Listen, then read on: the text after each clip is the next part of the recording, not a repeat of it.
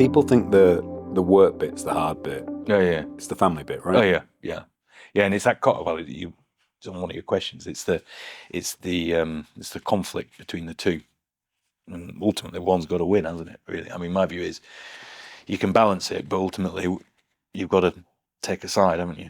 Have you ever heard the glass ball and rubber ball analogy? No.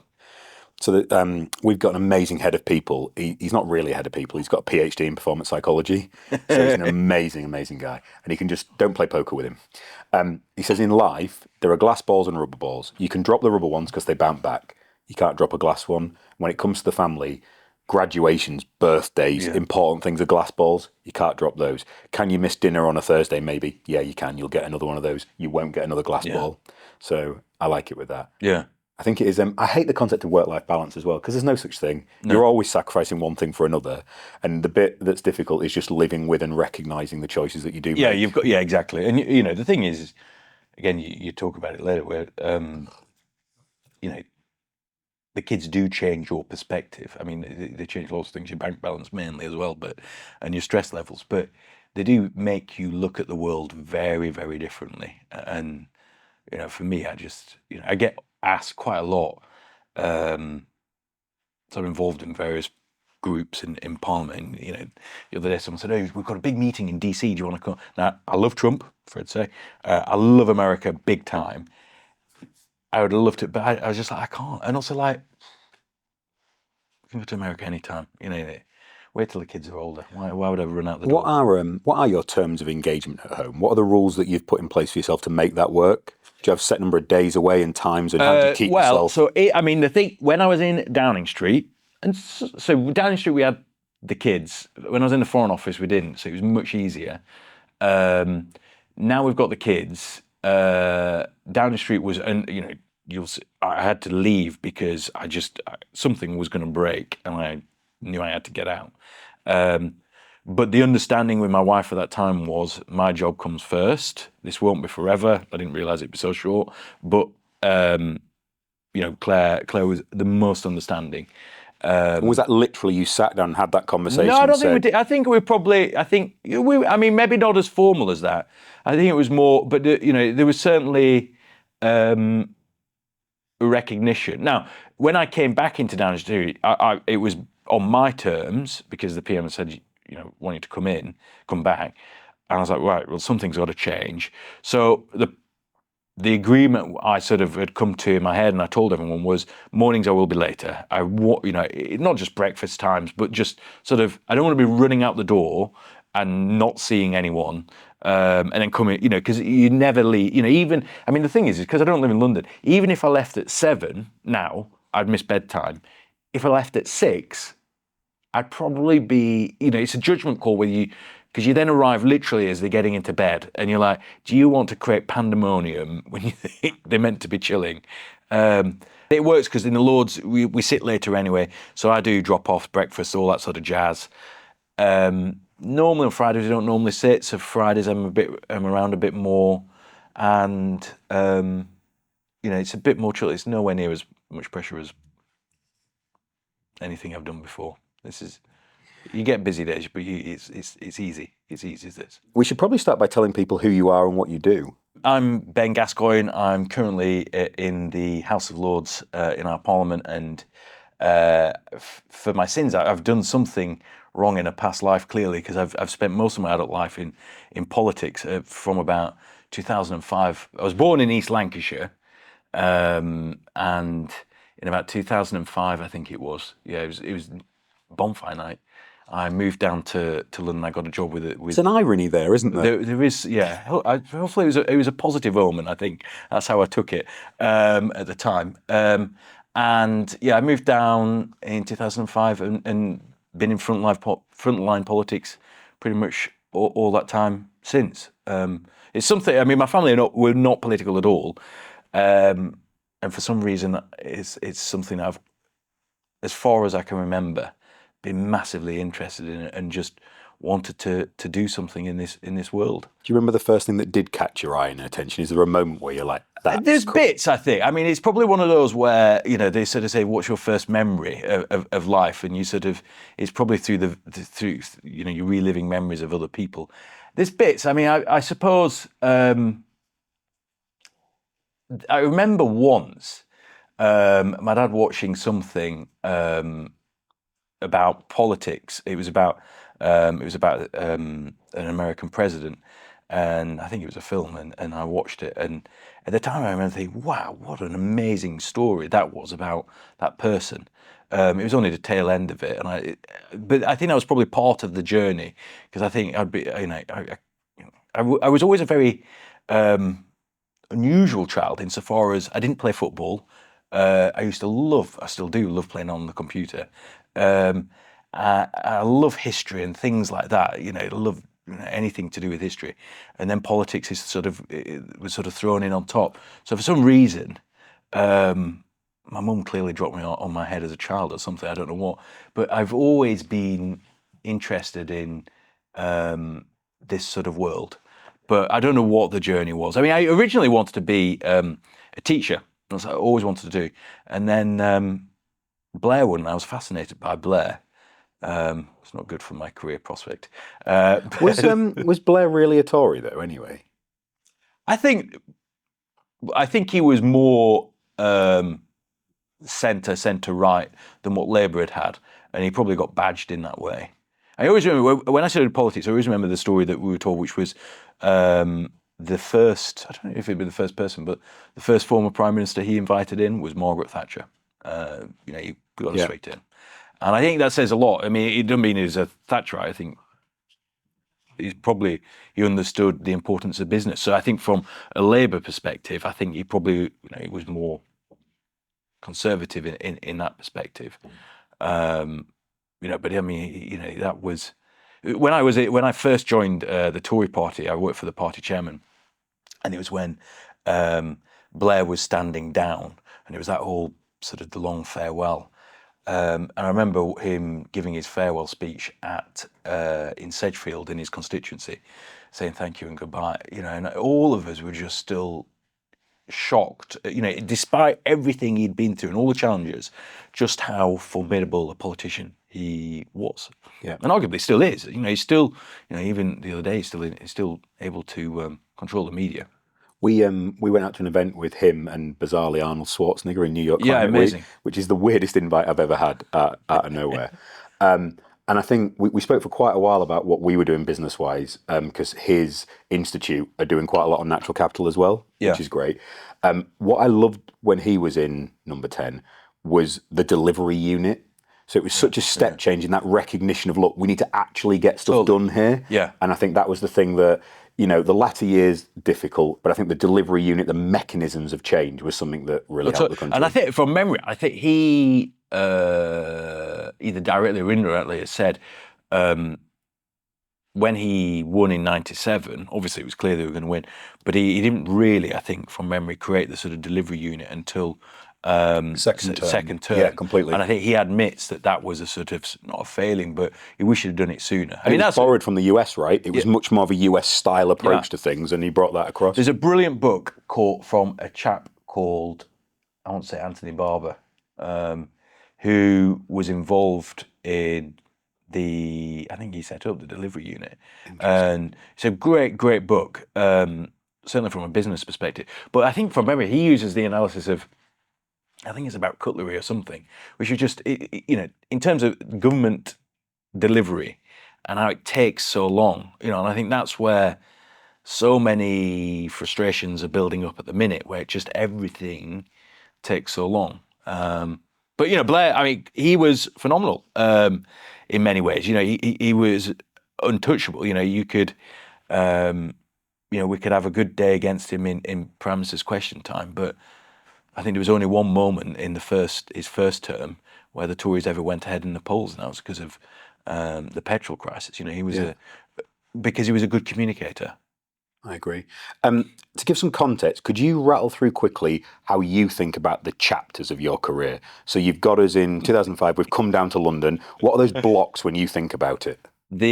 So I'd say there'd be one which is with the Conservative Party, which was when we were still in opposition. As I said, Blair was handing over, Brown. Then there was the period of still in opposition. Where so another chapter would be in 2007, but more 8. Yeah. Where someone said, "Oh, there's this chap called Boris. You should go out and campaign for him." And obviously, I knew who he was because he was a celebrity at that time. He was on things like "Have I Got News for You," which I love. So do I. I'd seen him on that, and then You've not been on there yet, right? no, definitely not. Are you going to get an invite at some point, do you think? No. I would love to do it. It's on my wish list. I've been to see it once. Right. I went to watch it live. It's interesting seeing it live. I suppose it's like anything. It's a different world when you what you see on the TV. But so there's a sort of Boris period in City Hall. Then there is. We went to visit Boris's dad once. Stanley. On his farm. It was amazing. Yeah, we had to help jumpstart his Series 1 Defender that he'd let the battery die on to go around it. But he's a great environmentalist and brilliant guy. No, he's he's got a real passion, and obviously that stems back to his time when he was in Europe as well. So there's this City Hall period. Then there's a try not to talk about it, referendum period through to the Foreign Office when I worked for the Foreign Secretary from 16 until he resigned. And then I had a brief period, so that'd probably be one chapter. And then there's a... And were you travelling with him during this period? What did that look like week to week? Amazing. I mean, and again, this myth that some at that time were peddling that we were a lesser country, or in the eyes of the world we're a lesser country. I mean, obviously the countries in the EU, I'd say, would look at us differently, and it was sometimes difficult, and particularly with some of them. But I think for a lot of them, we had to step up to the plate, and we had to show that we were still a country that meant business. And fundamentally, I didn't go on every visit he did. I had some great colleagues that were special advisors alongside on the sort of political side with Boris at the time. You go to these places, you still, you got a real welcome.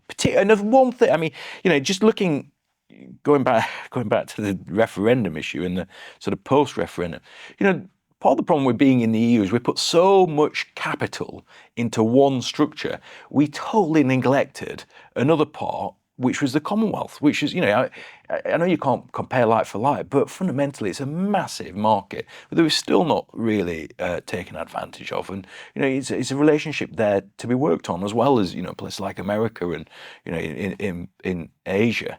But we put so much effort into it. So finally, whatever criticism people want to throw at Boris, his energy and his enthusiasm for the country and the project. I mean, he had this phrase, "Global Britain," which he coined, to go out and literally, smash down doors and talk to people. But you go and talk to these countries, and they wanted to listen. They really wanted to engage. And once you'd get through sort of trying to explain what Brexit was, it would be about, right, well, how can we work together? What are the issues we can work together on? And it was amazing to see, really good to see. Love it. Yeah, I genuinely, I say to people still now, which is, the amount of respect that little old Blighty gets still, despite Brexit, as some say, is phenomenal.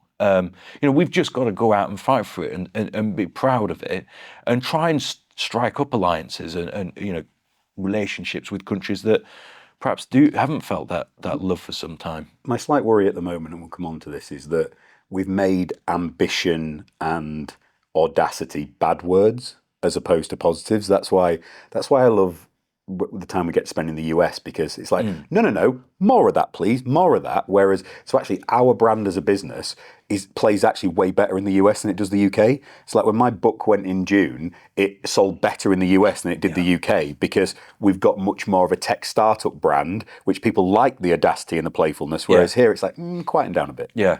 No, let's say, I always look, I'm a massive advocate of America. I love America because I think the American dream is a concept which is phenomenal, and it's not sort of forced on them. It's just in everything. It's a can-do country. Yeah. I think it's phenomenal. You see it, even just going in, like, do you want to fill up? Just the sort of customer service that you get.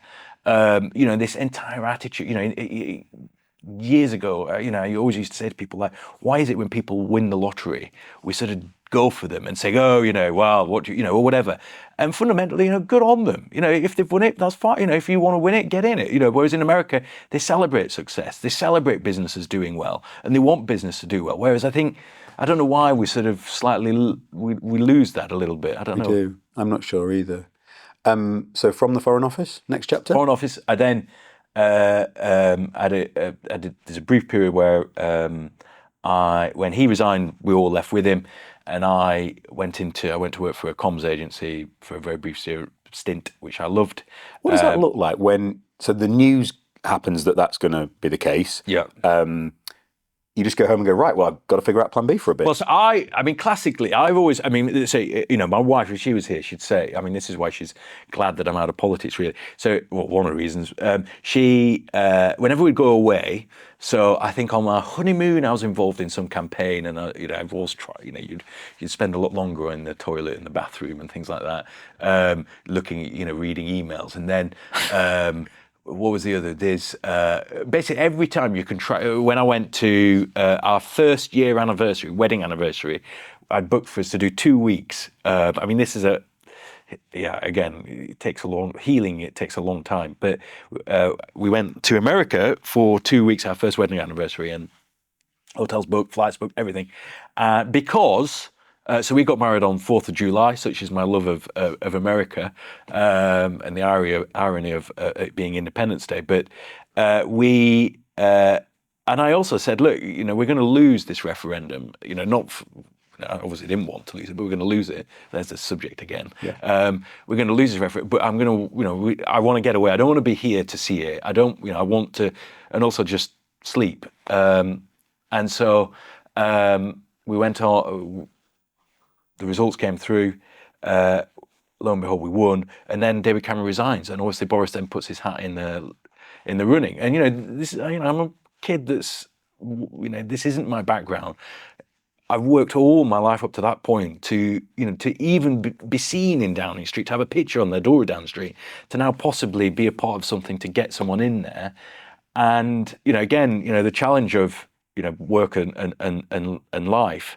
Anyway, we went on this honeymoon. We went on this our first wedding anniversary, and my wife said, "Only go. I don't want. I was like, no, it's going to be fine. It's going to be great. Look, don't worry. I can't wait. Nothing's going to happen." And then obviously there's all the shenanigans of that first weekend with some of the other players that made Boris's leadership not as successful as it should have been. And we came back early. So we had a lovely weekend in Boston. Lovely weekend.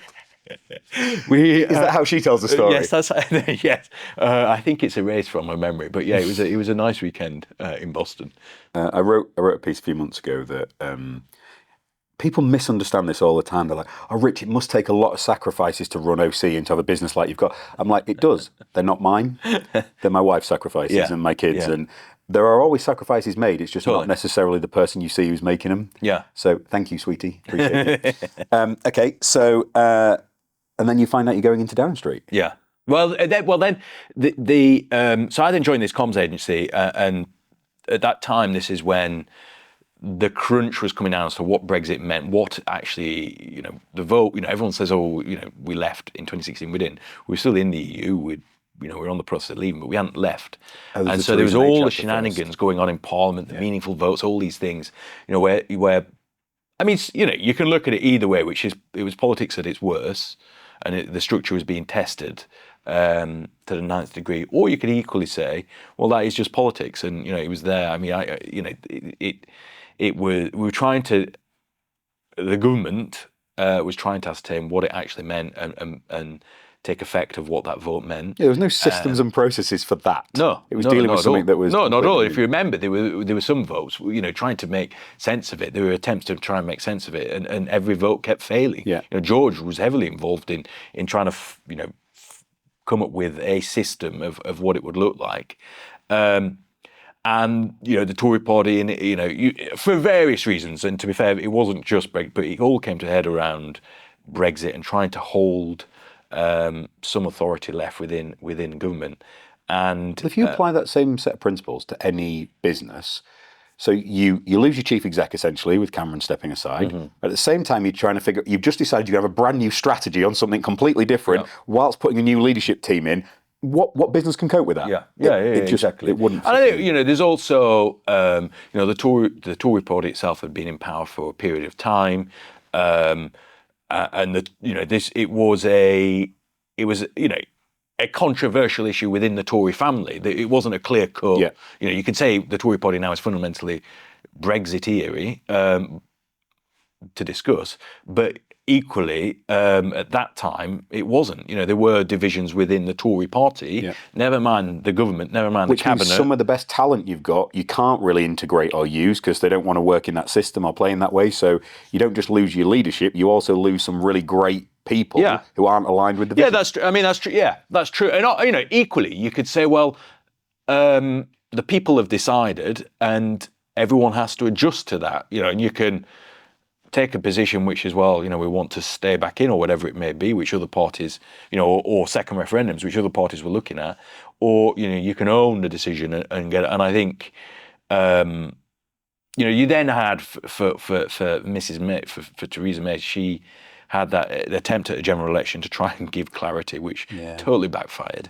Did the party see that coming in terms of not at all. No, so I was in the Foreign Office, and you can see, I think the cabinet go in, and no one really knew what it was. There was no, the infamous the walking lectern. holiday. The lectern appears, and the decision's made. And at that time, I think we were still in the midst of a local election where the Tory party was running sort of 20 points ahead, or some phenomenal figure, but went off a cliff. And so we lose our majority, trying to make sense of Brexit at the same time.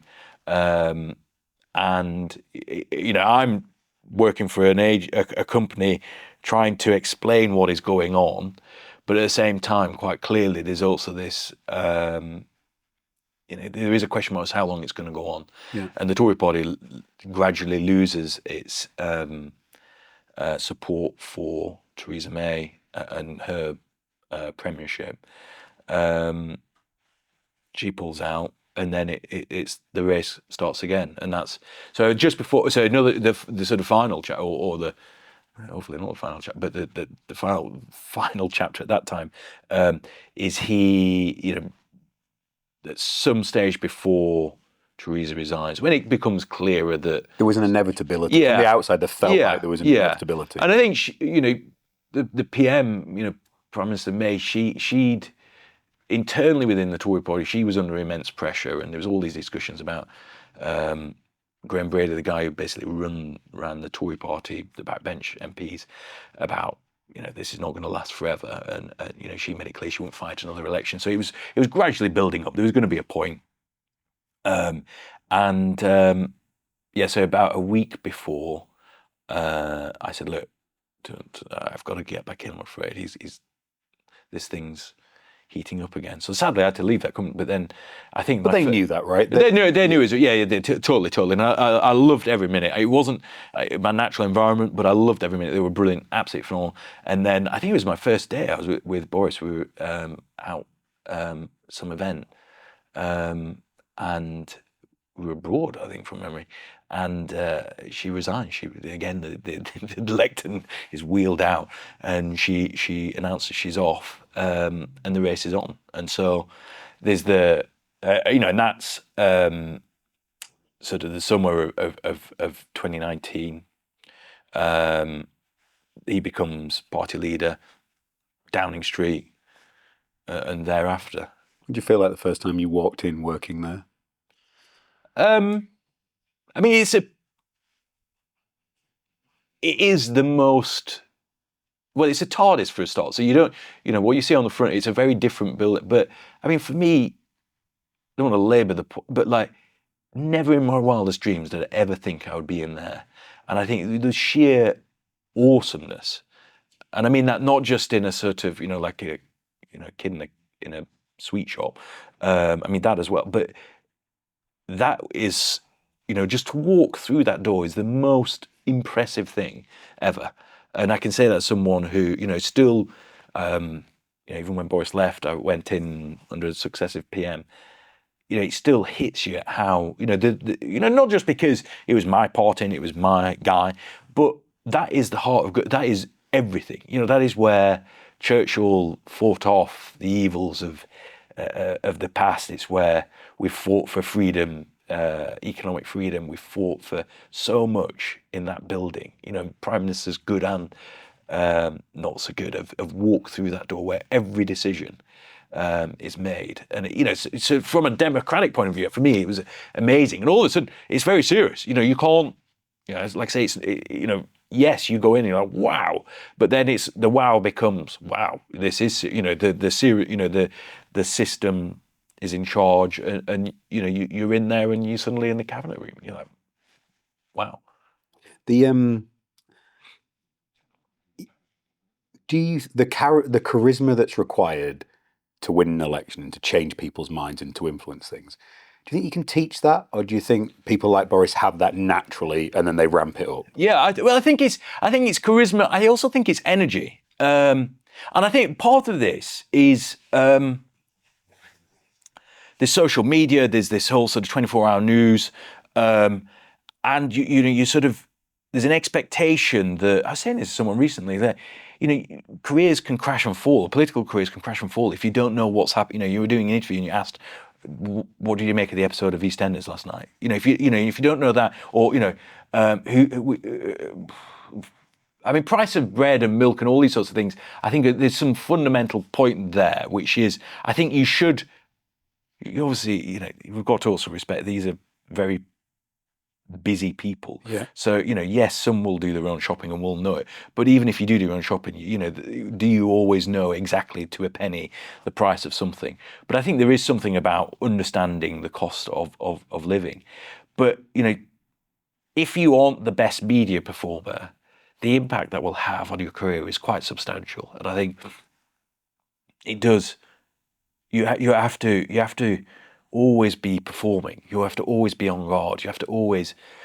I think someone said once ages ago, it always stuck with me for years and years ago, that I think it was under Clinton's time, I was in America, that there was some study that said 70% of the way people vote is how they look and how they sound. And then it was sort of broke, the remaining 30% is then broken down. And I can't remember, it's some ridiculous figure that is basically on what your policies. And I don't know if that's still true, and you can argue whether that's a good or a bad thing. But I think what it does show is that, in this modern age, you have to look good, you have to sound good. And that's the point about Blair. Fundamentally, you have a connection with them. You mentioned Iraq. At the time, I think it was the biggest protest on the streets of London, and he still went on and smashed the subsequent general election.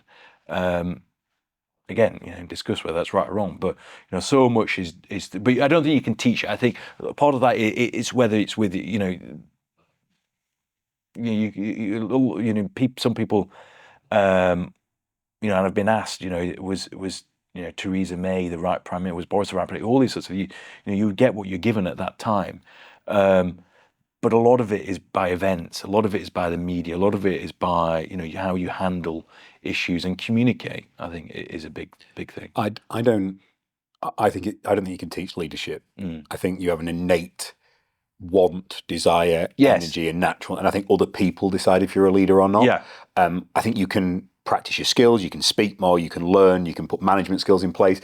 But there's certain people who have that magic when they walk into a room that attract people and I think you're bring right. something. And I think Boris had it. Yeah. Like in the absence of that, you wouldn't have seen the victories that have been done. And I think the UK would look very different if not. And it's amazing that you were there to see so many of these chapters firsthand. No. What does leadership under pressure look like when it goes well? That's a very good question. What does it look like? Well, it's not unique to politics, I suppose, is the other thing. It wasn't unique that, we're the only ones that had to make decisions under pressure. I suppose the one thing you'd always I think it's the speed at things and the fact that perhaps unlike other professions, not all, but many professions, or most professions, it is the media scrutiny that you've got to balance at the same time. So, I mean, again, you mentioned earlier, there's some decisions that are taken that you may not know the full breadth of what's going on, but I think it's the speed at which decisions have to be made, the way it has to be communicated, and the fact that it's analysed through and through. So even the smallest decisions can become big. Big decisions can be sort of accepted, but I think it's the speed of these decisions. It's the scrutiny of these decisions, and that there's so many things you have to take account for. Again, media is what I'm not doing that. The media has a huge positive role to play, but people, just normal people, being able to tweet about their views. All of this you've got to take account of, as well as for me. I mean, I always took the approach when stuff that I was involved in. As much as you can, try and get as many views as you can, so that in the decision-making process, you know the pros and cons. You know what's going to be said. Crucially negatively, you know what the attack's going to be, and so you can be prepared, but also be aware that if you make the decision, you're acutely aware of what's going to happen, and the impact it's going to have.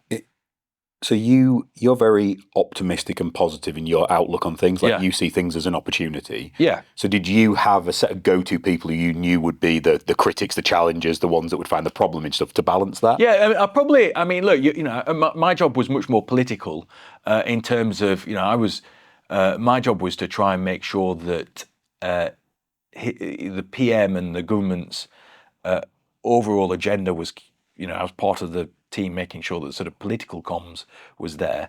But even more so, it was, I was receiving so much information. So it was handling the entire party, it was handling the government. It was also making sure the PM knew exactly what was going on, in the country, in the wider Tory family.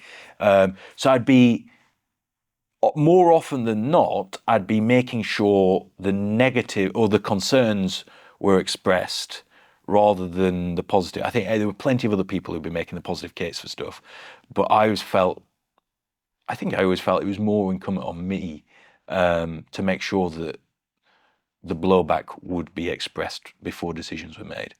I don't think, even me sat here, I don't think people will have any comprehension of the volume of information, data, opinion, and speed of stuff that you were facing. How did you separate the actual signals from just the noise? How did you make sure? But it's tough. I mean, and also, look, I've got to be frank. There are a ton of other people in that building dealing with different. So some would focus more on specific policy issues. Obviously, there's some, there's some relating specifically to Brexit. Trying to, in the midst of all this, we're trying to strike a deal with the EU to get out of the thing. There's also then, people figuring out how to handle the pandemic throughout that entire process. But then there's also the general sort of governing of the, so there's a ton of people, I always, massive respect for people who dealt with all of these difficult issues, but also, the sort of press side of the operation that are every single minute getting phone calls asking, what does this mean? How does it work? Blah, blah, blah. As well as, explaining and trying to reassure the country as to what we're doing. So, I think, the machine of government gets a hard press, but I think, and it's in there. I'm not saying for. I mean, obviously, look, we didn't get everything right. Hence why I'm no longer. We got booted out. But whoever's in government, it is tough and it is relentless. Well, it's impossible. I think full kudos, even to to those in Downing Street now. It is relentless, and for some, it is a difficult balancing act. But it's also one of the most rewarding things in terms of you are doing, you are changing the course of the country, and ultimately, who I suppose to the world to some extent. But the thing that I miss the most is that the things that you were involved in, the conversations you were involved in, and the decisions being made, and the ideas that are sort of being discussed, and the people that come in, and it's so you don't see it. But it is the most amazing thing, and I miss that. I mean, I miss the whole shebang really, but I miss that bit of it. You must be one of the youngest peers ever, right? I'm not actually. I mean, I remember when my grandma, when I was much younger, I remember my grandma, bless her, we call her Granny Grub, bless her heart, and she must have been, I don't know, 80 something, and I would be this young sort of 12-year-old or whatever, and I always used to ask her the most crazy questions. But I remember saying, "What's it feel like to be so old?" The really sort of caring, thoughtful things that an older person would love to have been asked by a grandchild. And she said, "Whenever I look in the mirror, I'm always still the 19-year-old that I think I am. But then I see myself and know I'm not. And now, I mean, I'm obviously not a 90-year-old. Sometimes I do wake up and feel that way, but." I understand exactly what she means because I'm not, I'm middle-aged, I suppose now. I'm 43, 42, and I'm not the youngest actually. There's a really good friend of mine who got a real rough time for being young and for being a woman, frankly. But there's younger. I think there's only about 3% of the Lords in total. Or below 50. Yeah. So it's only, it's about 4%. I think it's only a small proportion. The one thing I know, when I went in, so obviously I knew what the Lords did before because I had to deal with many of them in my former life. But funnily enough, you don't actually see it. I don't look at people and think, wow, you're a lot older or you're a lot younger. Because quite often, I mean, there's some amazing people who have got the most incredible experiences. I mean, I've got, two of my best friends there are people who did the same job I did for Boris that did for Maggie. And another person, Michael Dobbs, a really good friend of mine, he wrote House of Cards. And they've got, obviously they're political, but I love, in fact, the one who did the job for Lady Thatcher, that I did for Boris, he's my mentor, so he has to look after me. And I always joke, he probably thought, having ceased to work for Lady Thatcher, he'd had an easy life. He's now got me. But often, when I first met him, and he said, "Have you got any questions?" I was like, "No, I just want to talk. What is it? You talk to me. I want to listen." But you look at these. My colleagues from all parties, it's not unique to the Tory party. There's so much knowledge and experience there that you don't see it. I personally, I'm not just saying that, I don't look at them and think, wow, they're a lot older or a lot younger. They've just got things to give. And I think it's because, to plug the Lords, what I'd say is when people are in there, not everyone is speaking on every single issue. People only speak to stuff that they care about or have got experience of. And I think, unlike the Commons, there's less party politics, which is a good thing. It's much more consensual, and it's much more about working together to try and improve things. It certainly looks and feels much more collaborative. Oh yeah. And I, some of my, I mean, I'm chairman of a select committee for example, and obviously I'm a Conservative. I've got Labour on there, but some of the people, Lib Dems, and more broadly. Often, I mean, if you're approaching it from a point of view wanting to achieve things, because no one party has an overall majority, you can't actually do anything except through collaboration.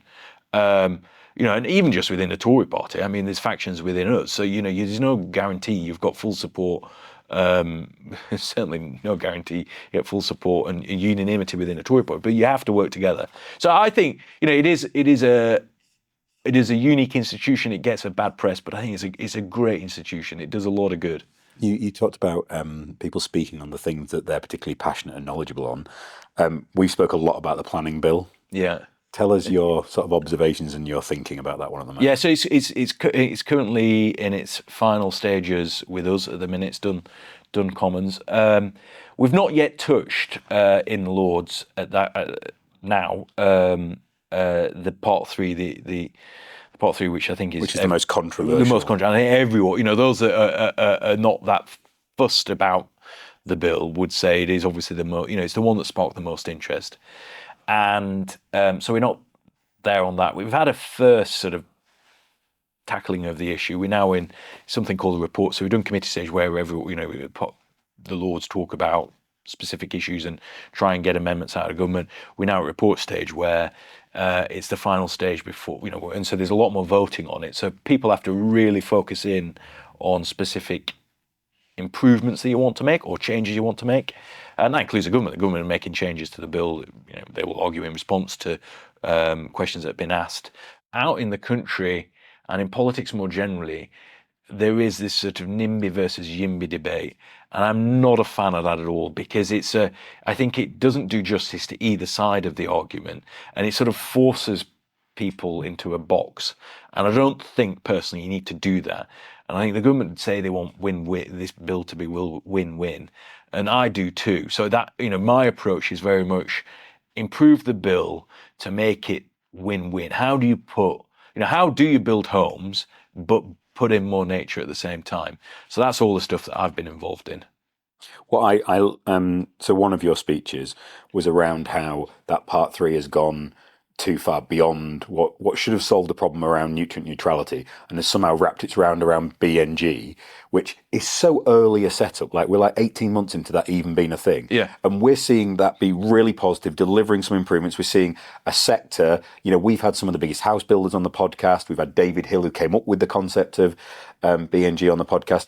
It's starting to come, and we're at risk of crushing it before it does. And it's such a missed opportunity from an economic perspective for the country. Never mind that win-win side of things. So, on behalf of the sector, we really appreciated you coming out and arguing. Oh no. Well, I think there's tons of us, and I think I'm just I'm just a backbencher giving my view. I mean, I used the phrase. To me, I felt like I can understand what's probably happened, which is we need to build more homes, which is a fundamental fact. We've got to build more homes, and that's a given. So that's the issue that you're trying to tackle. But at the same time, which everyone knows, we've got a real problem on nature and biodiversity in particular.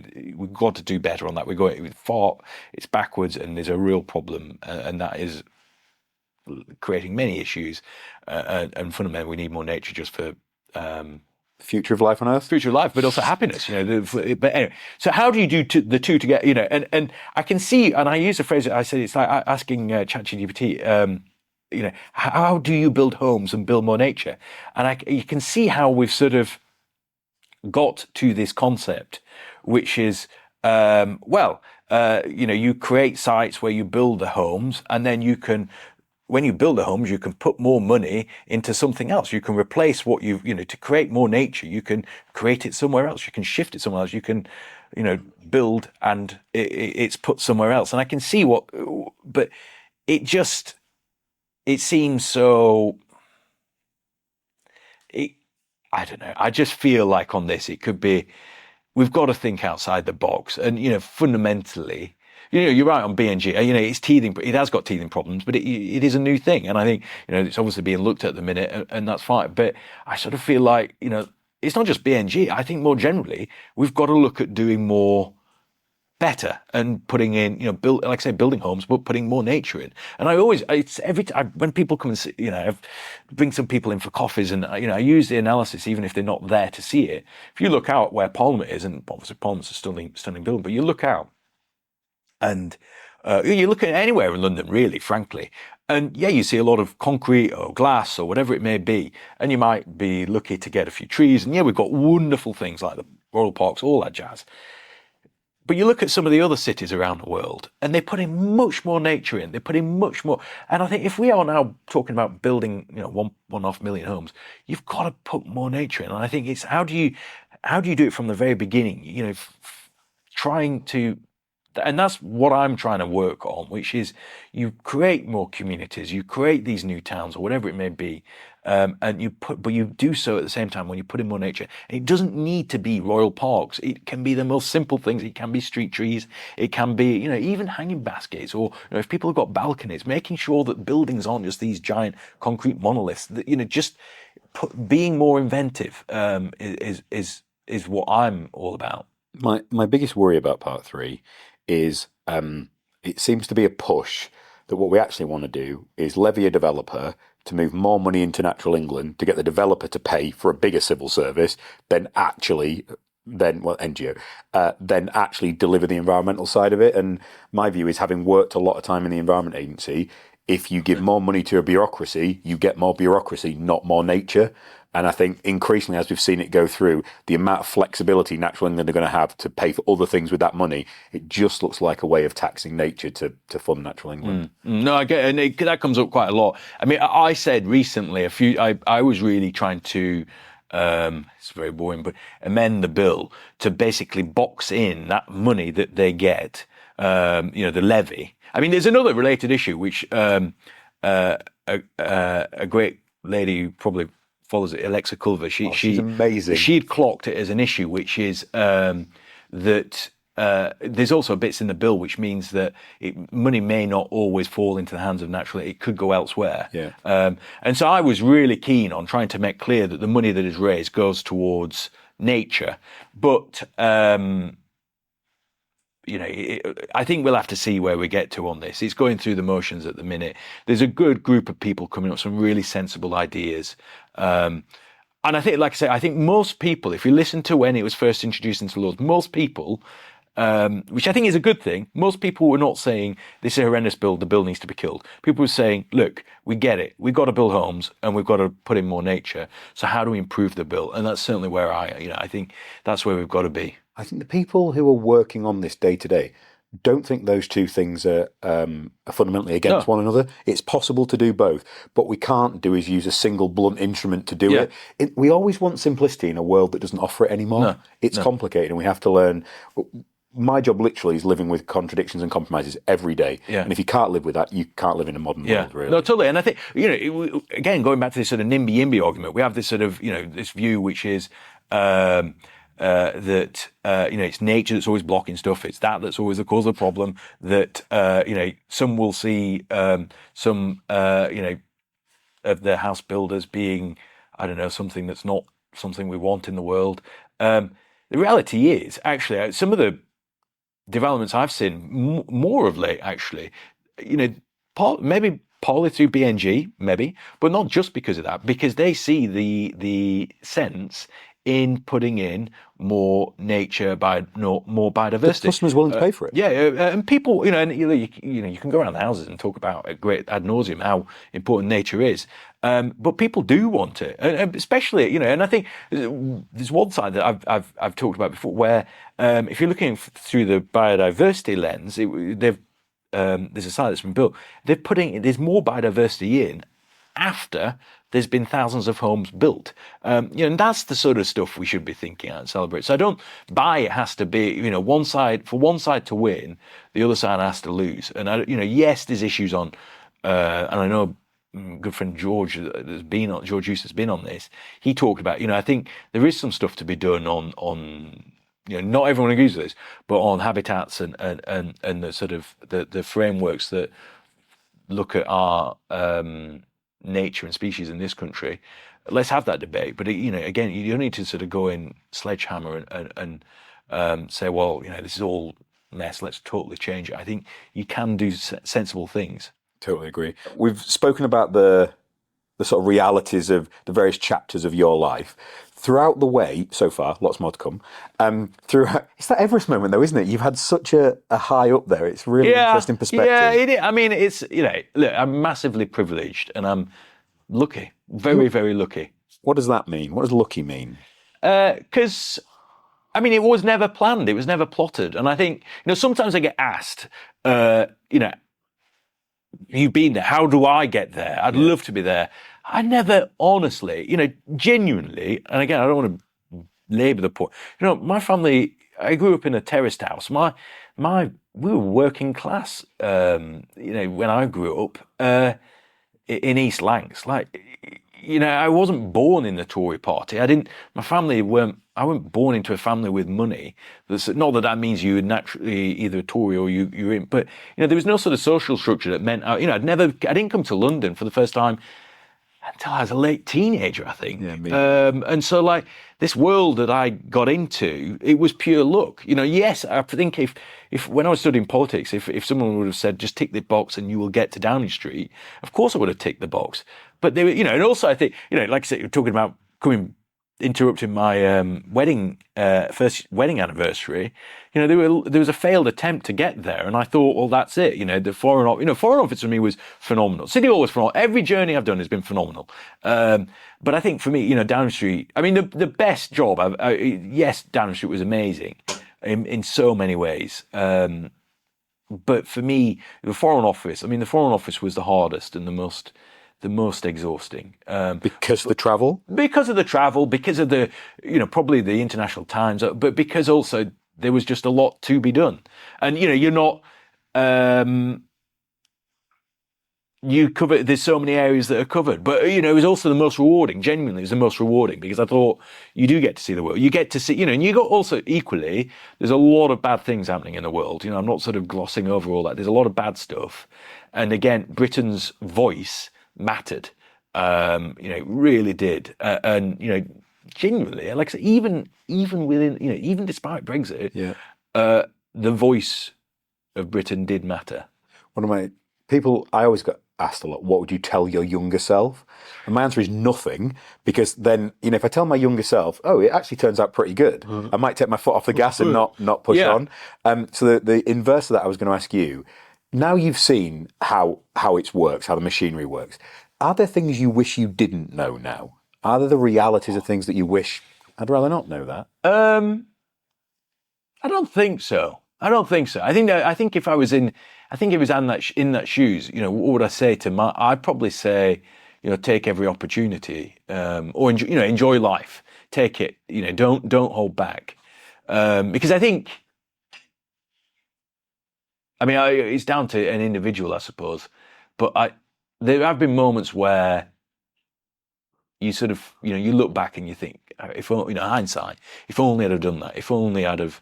Was there one that came to mind then? A one that you didn't take that you should have done? I mean, maybe not. It's more sort of in the, in the round, which is, I mean, probably if I'd have followed that advice, I probably would have been on a different path. To be frank, I probably wouldn't be in the Lords. I probably wouldn't be in Downing Street. I always wanted to go abroad. I always wanted to go to America. Yeah. And I think that I really.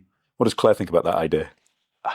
I think now it's just now it wouldn't be possible. Yeah, I like the idea, and this is aimed at Helen. She doesn't want to go. I quite like the idea. No, and I think we are, we're very high. We've got, unbelievably, we live not too far from Claire's family, and blessed at being near them. Are your parents still around? My mum is, but my dad isn't. Okay. What do you think your mum felt when she heard you announced as Lord? She was. I mean, the sadness of my mum's got Alzheimer's, so it's a sort of mixed issue. But she's very proud. She's very proud. She knows what's going on. It sounds mad, really, but when we first met and you told me your story, I couldn't help but think about the scene in A Knight's Tale, where Heath Ledger goes, they announce him as Lord and Sir, and it's like, oh, your father heard that. So I always wondered what it would be. Yeah, and there's a brilliant bit in West Wing where obviously that real life story called The West Wing. Yeah. Where I think it's Josh. I think it's when Bartlett gets the nomination, the Democrat, or wins one of the seats in a primary, where he's basically on the path. Yeah. And his dad dies, and the rest is history. It is.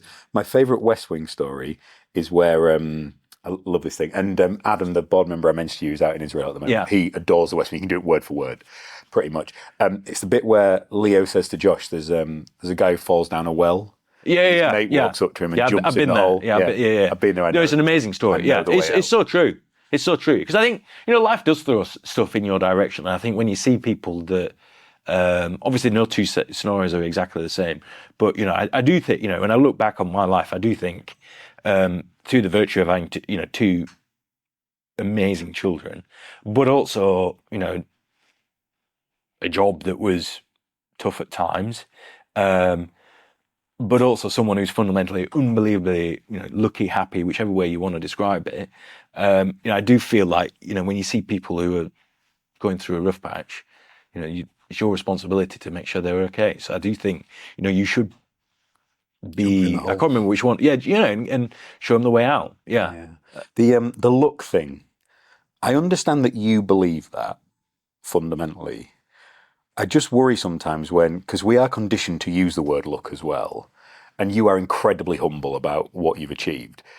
Yes, it's luck, but luck doesn't come for free.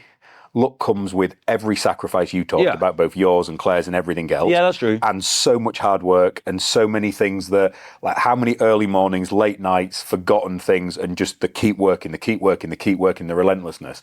So luck is important, but it also comes at a massive cost as well. Yeah, that's true. And that cost manifests itself in different ways, and it will manifest itself in different ways with other different families and different individuals. I think I think you're all right. And again, it's not a thing that's unique to politics either.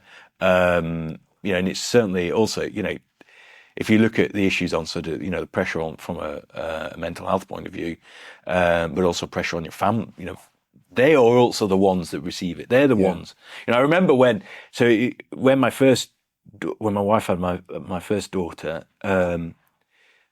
I'd be going home, and even at the weekends when I wasn't in the building, if I wasn't on my phone, it was there. And she'd say, the problem was I was there, but I wasn't there. And I think that's the people take it home and I'm much more sort of internal. I keep it to myself, which again, it's not everyone is like that, but I think it is important that people are able to share that and talk about it. But did you develop any? So my understanding of the role you were doing, the way of working in that world is you need to know, right? And the world's changing every minute. You need to be on full stop. Did you have any tools and techniques that allowed you to separate and step away from work, or it just wasn't a thing during that chapter? You think? Did I? I mean, I haven't had a day off in 4 years. There's not been a day in 4 years that I haven't been in touch with the business. We're going to trial it. We're going to trial me not being able to be contacted by the team now. But my wife went, please don't do it when it's on holiday. It'll ruin my holiday. Yeah. Because she doesn't want me to be detached from the business. Yeah. Because I live and breathe this 24/7. Now, I would use the same language you did. I am so lucky and privileged to be doing this right now. I work with 50 people who I have handpicked and I adore, and they're all so much better than me and so talented and so amazing. I don't want to be disconnected. But I haven't been, and if my wife didn't understand that, it'd be impossible. So yeah. I'm trying to think. I mean, part of the problem was it was I said at the time when I decided to leave Downing Street for the first time that I have two full-time jobs now. One which effectively pays the bills. One that I go to work for, and the other one is a full-time job at home. I had to be a father. Yeah. I wanted to be a father fundamentally, and it was that won out in the end. I wanted to spend time with my daughter, but it's. I can't really. I mean, I think I've said I love. For me, I need to be on my own fundamentally. I need downtime to myself, and that's me normally sort of playing on computer games. And if I don't get that, what is your gaming of preference? It's a mixture, really. They're mostly strategy. Sometimes it can be, it's a mixture, real mixture of games. You mentioned it in your opening that as sort of a child, that was your sort of go-to and focus. Yeah. And that people hear that now and go, yeah, sure. That was rare. So we're the exact same age, right? We were at uni at the same time, literally the same one. And that's true.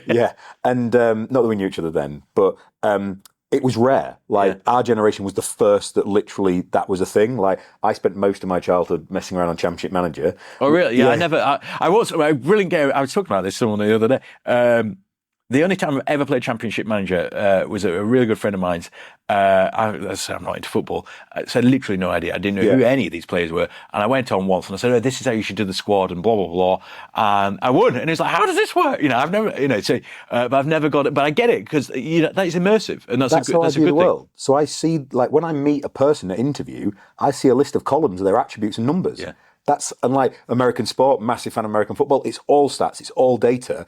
That is a big pillar of our business. If it wasn't for Championship Manager and sports statistics, OC wouldn't exist. Yeah. So it's really funny. You need to watch that with your kids. Whatever they're doing might end up being their future, the things they're excited about and enjoying. Yeah, yeah. Really So I think, did I get much time to myself? I probably didn't get. But I knew, that's a sacrifice. I knew also it was a time-limited event. It wasn't going to be forever. Which back to the Leo quote in The West Wing, right? Yeah. His wife said, before he got divorced, his wife said to him, "This isn't more important than your marriage," and he said, "It is for the next 5 years." Yeah, never. Yeah. You never uttered those words. No, I don't think I'd have been left standing if I'd have said that. That's really interesting, isn't it? One moment. Is there one proudest moment when you look back? Well, I suppose I have to say when I got married. Lovely. Very nice. I think it recovered that well. Yeah, that definitely deleting that. I think if I was saying, look, I've got two you can't ask a politician to pick one moment. I've got two children who are beyond the world to me. I've also met, afraid to say, very controversially, I've met President Trump. I had a meeting when we went to America when Boris was PM. I'm a huge fan. Why? Talk to us about why. Because I don't agree with everything, but I don't think in politics, we fall into this trap of thinking, well, you have to agree with everything. We have to say that. How, like... But I think whenever you talk about someone who's controversial, he's controversial to some. Yeah. The thing that also the same premise, even if Boris was, if Boris was here, I didn't agree, and he would say this, I didn't agree with everything he did. You don't have to. Nope. You have to just agree with the general thrust. It's the same with, do you agree with everything that your best mate does with their life, everything they say, everything they wear, what they look like? No, but that's not what life is. No. And so the thing I like most about Trump is he says what he thinks, he's authentic, and he goes out and does what he says he'll do. And I think for people who feel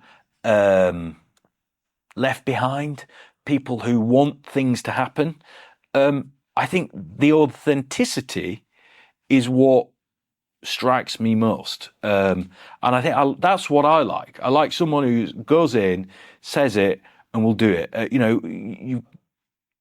He's not everyone's cup of tea, and I get it. And most people, someone said to me the other day, "How can you like the environment and like Donald Trump?" I thought, well, he's never said he doesn't like the, and then you sort of fall into, you're defending someone that I don't know at all. But for me, I think, and maybe this is the failing of or one of the failings of Western democracy, which is there's a sort of, everyone has to conform.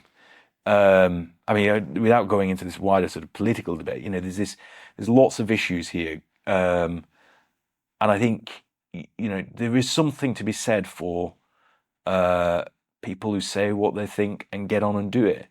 And, like I say, you offend some people, and I get that, and he upsets some people, and I get that. But, America elected the guy. He is the elected president of the United States. One of the big development areas I've had to work on is, because we're trying to change things and do things differently as a business, 90% of the inflow we get, and we get a lot, is positive. And in fact, I'm probably over-egging it at 10, 5% is negative. I just think about the negative. Like, I used to be too bothered about that. Bullied as a kid, crappy childhood. I've carried that through. I've had to really work on not being bothered. Like, there's that book, The Courage to be Disliked. I've had to really work on that. I've been good at being honest and saying what I think about stuff. I've then not liked it when people haven't liked it. Actually, it sounds mad, but Mr. Beast, the YouTube guy, who's like the most followed YouTube guy in the world, I heard him on a podcast talk about the fact he wakes up every morning. So his videos are viewed by hundreds of millions of people, right? He said, I wake up every morning to 2 million people telling me to go kill myself. And I just thought, wow, I have like 3 people who don't like me around our estates. It'll be fine. So I think realizing that if you're going to speak honestly, you're going to divide opinion is so true. And this desire that we have to agree with everything somebody says. So I still talk about Tesla and Elon Musk because I think they massively changed the world. What he did with electric vehicles was transformative and amazing. And okay, have some of his recent outbursts been unsavory? Yes. Do we expect this mad genius to be a well-formed, normal human being? No, of course we can't. So I can like one aspect of what he does, but not agree fundamentally with everything. And I think your description of the impact, the power, the change that's been delivered by Trump, you can't disagree with those single word you said about that. Doesn't mean you have to agree with everything he believes in. Yeah, no. How long do we have to wait until the Tory party are back in number 10? How long have you got? Hopefully a few years. We've both got a few more left. Yeah. Well, I think fundamentally there is some realignment taking place in British politics, and I can say this as a Conservative. I think democracy is a very special, very unique thing that you've got to protect and you've got to look after, and that means sometimes you elect politicians you don't like and you don't agree with. Obviously, I did not vote for Keir Starmer, nor would I want, nor did I want this Labour government to win. But that's what happens in a democracy. Sometimes you win and sometimes you lose. Sometimes things happen in different ways. So the polls at the minute, they're pretty static. I mean, they've changed. They're always susceptible to change, and things can change. But it's at the minute reforms massively ahead, and it's pretty, a few points here and there. It's pretty stagnant. There's still a long way to go before the general election. I think fundamentally, I want my party to be bold, optimistic, market orientated. And sort of, that would speak to me, with a really strong vision. And that would speak to my sort of aim for the Tory party. And I think that we've been in government for a very long time. And there were some things we did get right. And I think we as a party need to talk more about it, what we did get right. But I get out there, no one's listening, I think, fundamentally. Yeah. I think there's also a general issue in politics at the minute. No one's listening. People are busy. People have got their own lives. They just want to get on with it. I think they don't want government getting in the way of that. They don't want politics. They've had people who've, I can't remember who it was that's, from various previous election where they say things, like not another election or, people, I think we've just got to respect what they want to get on with. And I think, our Tory party will just carry on. But I want us to be, we've got to find our mojo. We've got to find our groove. Are there some up-and-coming MPs that you're really excited about? There's some up-and-coming MPs. I think, there's some people in the Tory party that I think, actually, that there are, but again, look, we're a much smaller cohort. And I think to your previous question, are we going to therefore be back in government at the next election? Possibly not. Probably not. I mean, it's going to take 2 or 3. It's going to, and I think also, look, from a Tory perspective, we've got to accept, in my view, that there's a strong chance that Farage is going to win the next general election. And I think... Put that as a percentage for me. Oh.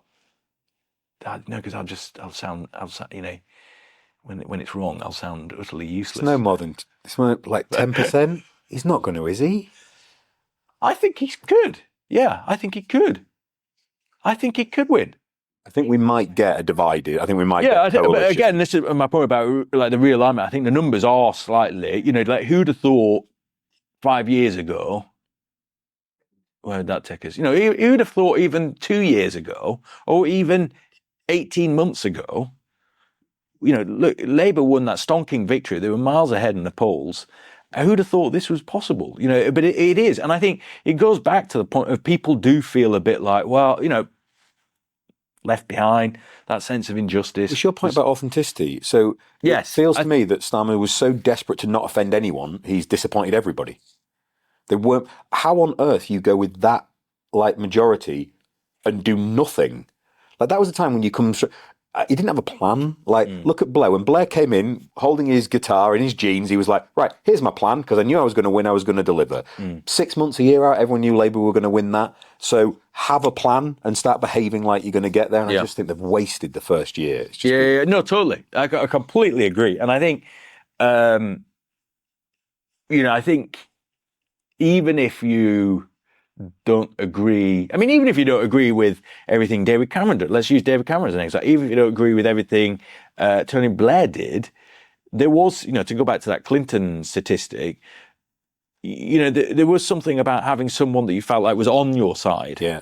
And I think the problem at the minute is because it's such a media-driven world, you've got to own the media, and you've got to communicate, and you've got to explain to people what your vision is. And I think at the minute, Farage is winning at that. I just think as a country, what is, where do we want to be? And I think, like I said, there's so much bad stuff going on in the world that actually you do want someone or a group of people saying, this is where we want to go. This is the journey we're taking you. And that day in, day out, you see it, and you may not feel it. It takes time, but you feel like there is a mission, and you're all playing a part. And the only two times I've seen that in my life are Blair's first period with the sort of cool Britannia vibe on stuff, and 2012 around the Olympics. They're the ones that really felt like it was like, okay, we've got some confidence. We're here as a country to do something. And I think we need to get back there as soon as we can. I agree. And I think, that's notwithstanding the fact we're going through some, there's some issues we've got to sort out. But you can still articulate that vision, in my view. Sounds like we haven't got the point about multiple cycles.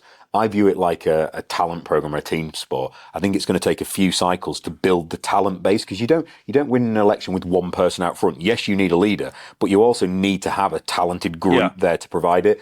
And I think it's going to take a couple of cycles for the Tory to get back there. Yeah, and I think, look, if the polls come to, if what we're seeing at the minute happens, the Tory party itself will have to decide what it does in that scenario, to be honest. But equally, and I'm not saying the polls are currently wrong, there's still a long way to go. There's still a lot of issues that are going to, we're only, this is the crazy, like I say, we're 18 months in. Yeah. If that. Feels like years though, doesn't it? It just... But who'd have thought, Starmer wins a massive majority, bigger than Tony Blair. Yep. Bigger than, the most successful election result, and in less than 18 months they're talking about ditching him. Yep. And that's the other thing is the next election will be the first AI run election. Yeah. And that's good. We've got no idea the impact that's going to have. You think about, so in the US, the last election was the long form podcast election played out on Joe Rogan. The one before that was Rogan. The social media election. Are you competing, Joe Rogan? Is this the mission? Oh, I wish. I wish. Elle wants us on Rogan at some point. That'd be interesting. Yeah, you could do that. Go and do a workout with him. Be great, wouldn't it, beforehand? Yeah, I'm not doing that. You can do the drugs with him. I'll leave that aside. So we have a tradition on the show. The final question we ask is, what is the one question I haven't asked you wish I had? Oh, God, you can't leave that as, finish the show here. Finish the show here. What is the one... Okay. That is such a good question.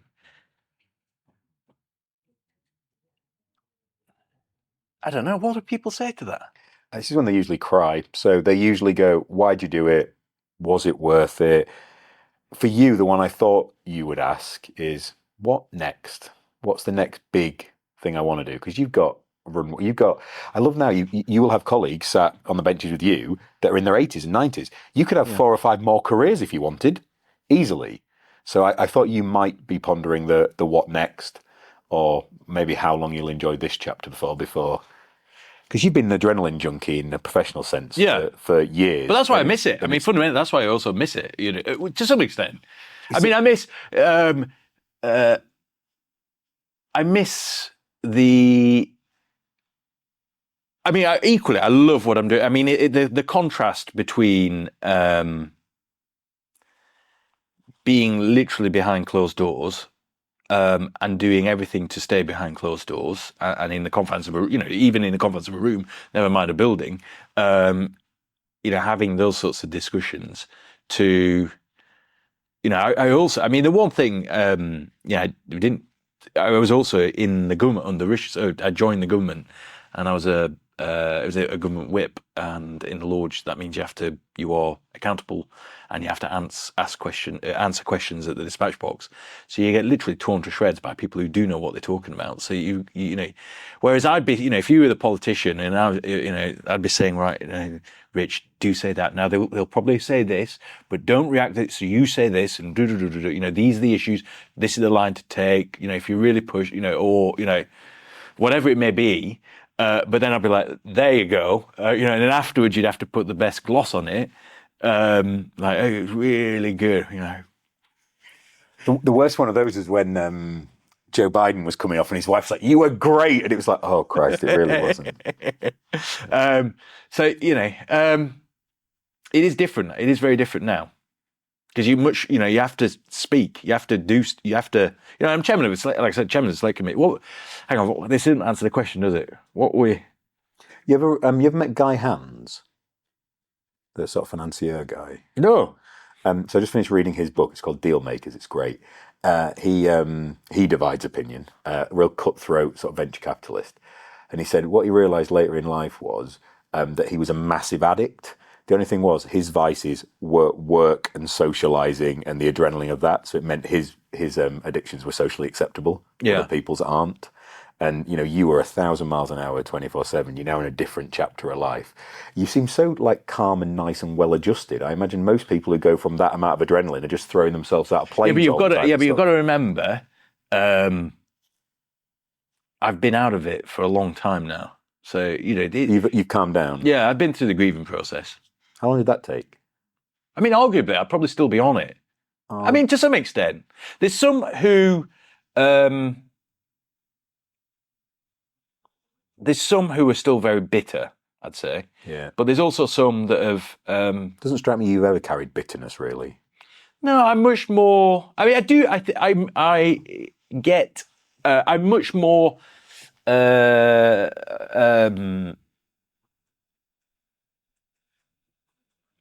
I would, in the heat of a moment, I would say things. Not necessarily that I regret, but equally I'd say because I feel like no one else is saying it, so someone's got to say it. But no, I'm not that. No, because I also fundamentally I just think life's too short, and you can just, if you don't want to talk to someone, just don't talk to them. Like there's no one forcing you to. You don't be friends with everyone. Equally, you don't need to be evil to everyone. It is well, you don't need to be evil to anyone. Fundamentally, is my view. So no, I don't carry. I still am upset that it didn't work out, and I'm still upset that we didn't do some of the things I would have loved for us to have done. That's probably the extent of my bitterness.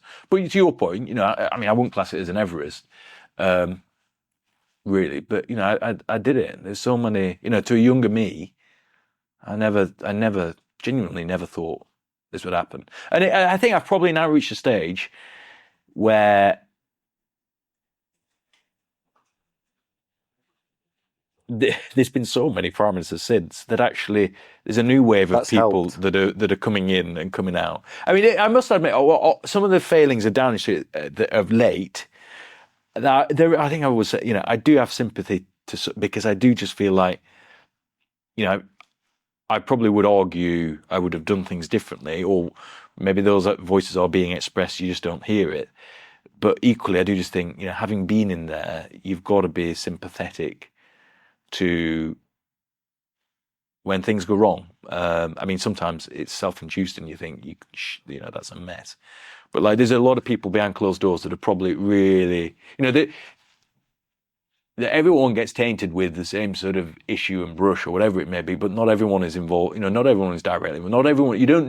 Won't be seeing are the voices, the Leo McGarry's, the Josh Ball, the Josh whatever it We said. don't hold people to reasonable standards in any way, shape, or form. We expect people to do perfection when it's not possible.